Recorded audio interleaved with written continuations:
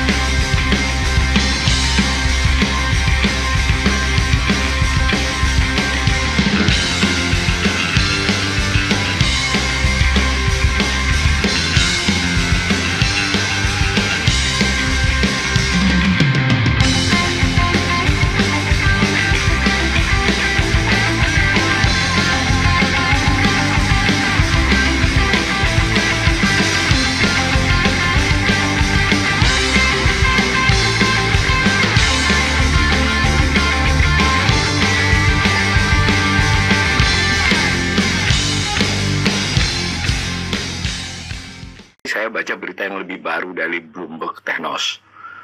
Nah, judulnya rame-rame lembaga asing beri wanti-wanti kepada RI. Ini ditulis lebih baru. Ditulis begini, berbagai kebijakan yang kontroversial di tengah perekonomian yang masih menghadapi kelusuan konsumsi domestik serta ketidakpastian global telah memicu respon yang kuat dari pasar keuangan sejauh ini. Harus keluar modal asing dari pasar saham tak terbendung, mencapai 23,61 triliun sepanjang tahun ini sampai berita ini ditulis. Nah, berbagai data yang baru dirilis juga kian menegaskan tantangan kelesuan ekonomi domestik sebaiknya tidak diremehkan. Ini masih dari redaksi Bloomberg ya, dia belum mengutip pihak lain. Nah, rasio tabungan masyarakat RI jatuh ke level terendah sejak 2021 lalu ketika kondisi penghasilan masyarakat melemah sampai berdampak pada daya beli. Nah, kemudian paragraf selanjutnya ditulis kondisi ekonomi dinilai akan semakin memburuk dalam 6 bulan ke depan. Nah, ini 6 bulan ke depan dianggap akan memburuk hingga menurunkan keyakinan konsumen ke level terendah dalam 3 bulan. Nah, ketika lapangan kerja makin sulit didapatkan dan arus pemutusan hubungan kerja kian meluas ke berbagai industri. Oke, saya pikir bukan saatnya kita bersatu menyelamatkan bangsa ini dari oligarki dan memakai boneka Jokowi.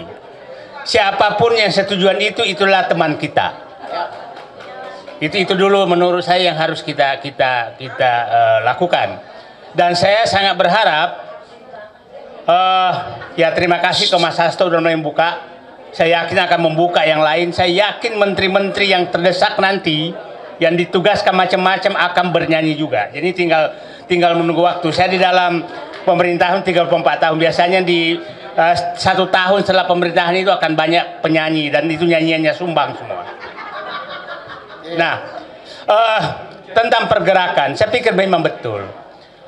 Saya sering menyatakan kalau terlalu ilmiah itu rakyat tidak merasa penting.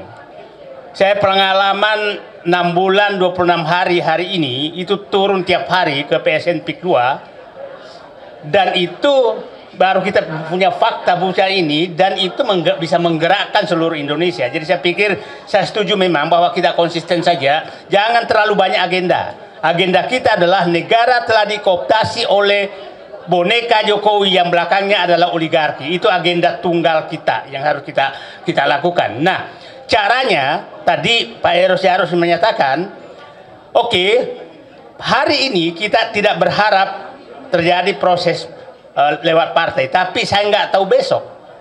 Siapa tahu besok itu terjadi. Nah, itu kita ingatlah.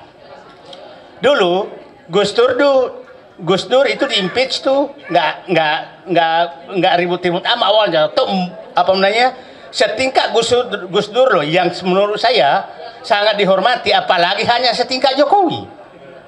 Nah, yang perlu kita hilangkan di pikiran kita semua adalah ini seakan-akan Jokowi ini orang kuat. Itu hilangkan, bukan siapa-siapa, karena dia sudah merusak rakyat. Itu menurut saya yang harus kita hilangkan dulu.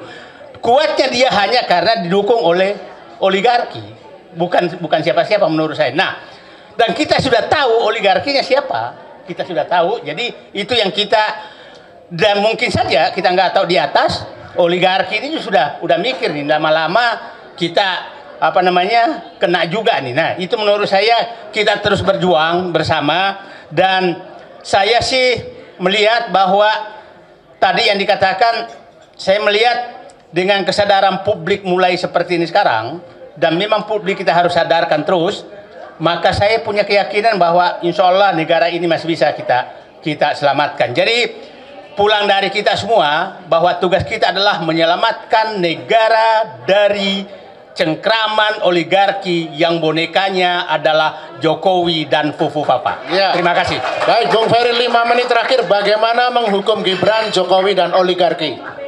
Mau menghukum Gibran kok 5 menit. Tips-tips. Ini yang paling mudah, paling akhir ya. Saya bukan ustadz, tapi saya ingin mengutip satu ayat Al-Quran penting, Pak Edi. Kurang lebih pendek ya. Wa huwal ghafurul wadud. 2 kata paling romantis yang pernah saya dengar. Allah yang maha pengampun dan maha mencintai. Pakai katanya mencintai, Pak. Tentu tidak mencintai Jokowi dan keturunannya, apalagi perbuatan-perbuatannya. Tapi mencintai orang yang sudah bertobat dalam perjuangan itu penting. Jangan membangun friksi, karena friksi hanya akan melemahkan perjuangan. Lawan kita sudah berat, Pak. Sudah Jokowi gabung lagi sama Prabowo. Jadi nggak saatnya kita bicara masa lalu. Yang kita bahas bagaimana memastikan perjuangan itu menang ke depan. Kalau diceritakan, saya pikir Mbak Bibip sudah panjang bercerita soal kelemahan Fufu Fafa dan bisa dimakzulkan. Saya memang harus berpikir kita akan fokus bicara apa yang kita lakukan. Dan tidak lumrah dalam perjuangan, termasuk revolusi-revolusi yang diceritakan banyak orang. Dalam suasana yang terbuka dan kita berteriak-teriak untuk perang besok pagi, itu bukan strategi.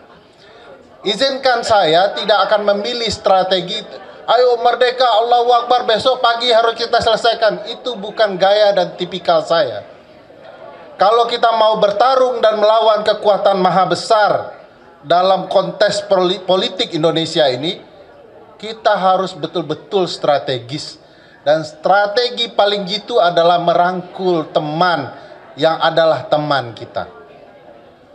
Jadi besok kita harus pikirkan apa yang langkah yang paling baik dan strategis, dan kita harus menang. Tadi ada yang bercerita teman kita Bapak tadi bahwa kita sudah bosan kalah. Saya dalam pergerakan tidak menghitung menang. Karena menang mungkin berasal dari kekalahan-kekalahan. Tapi menang adalah sebuah sesuatu yang terus wajib diperjuangkan. Jadi jangan menyerah, jangan bosan. Karena kalah di sanalah indahnya perjuangan.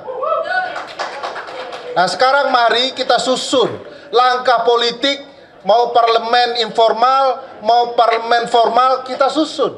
Dan strateginya harus jitu.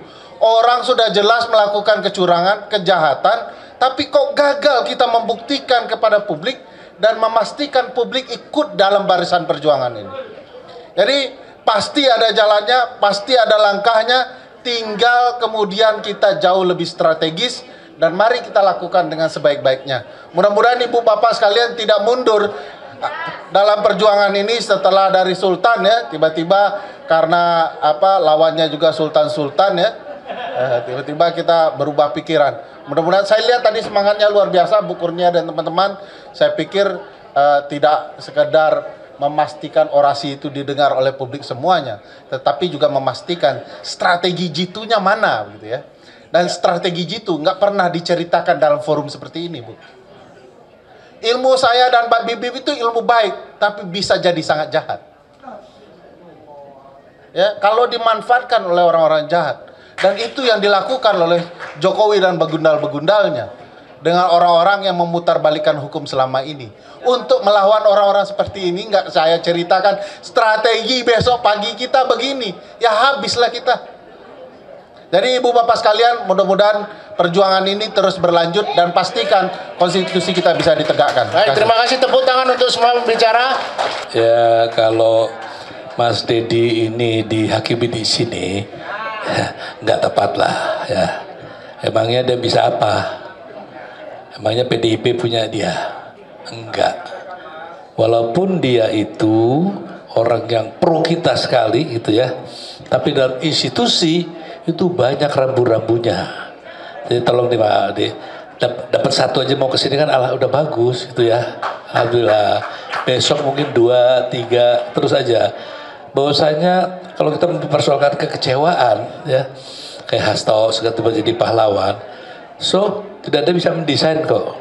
Pahlawan itu dilahirkan oleh perjalanan waktu ya, sehingga kita tidak mungkin bisa menolak dan mungkin bisa direkayasa bisa ya. Tapi zaman sekarang rekayasa ini ada Mas Dedi kan galak gitu ya, pasti ketahuan.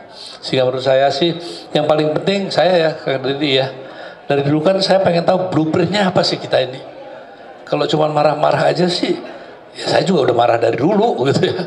Tapi blueprint gerakannya kan perlu kita pikirkan bersama gitu ya. Sehingga dengan adanya blueprint, gerakan kita bisa terukur ya, teruji gitu. Ada trial and error-nya juga bisa karena ada metodenya gitu. Tapi kalau cuma marah-marah aja terus pokoknya ayo kita adili gini, adili. Oke gitu, kita tahu. Siapa sih gak mau ngadilin Jokowi gitu, hanya orang gila aja nggak mau gitu ya. Tapi how itu kan lebih penting menurut saya. Memazulkan si Fufu Papa mau kita semua, tapi how itu lebih penting. Jadi mungkin gerakan yang tertata, teratur, terorganisir sudah mulai kita pikirkan. Dan seperti saya juga bilang sama Mas Marwan, tidak usah dalam satu kubu. Makin terpisah banyak terpisah, tapi kita menyatu dan menyusun bergerak bersama. Mungkin itu yang kita harapkan. Saya rasa itu aja Mas Tugas.